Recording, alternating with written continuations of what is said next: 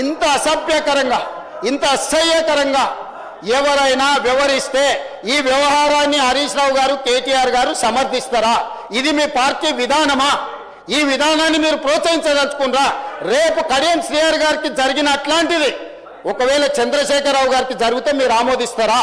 ఈ వైపులో కూడా ఉన్నారు, ఈ వైపులో కూడా అంతకంటే కండలు తిరిగిన వాళ్ళు ఉన్నారు. రాజ్ ఠాకూర్ రాజ్ ఠాకూర్ ఒకసారి నిలబడు.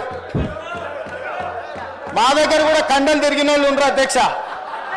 తిరిగేసి ఆన్నే బోర్లేసి కొట్టనికి ఒక్కటేసారి తిరిగేసి కొట్టనికి ఉన్నారు అధ్యక్ష. కానీ ఇక్కడ కుస్తీలు కొట్టడానికి రాలే అధ్యక్ష. విఘ్నత ప్రదర్శించడానికి, అవగాహనతో మాట్లాడడానికి సభలోకి వచ్చినాం అధ్యక్ష.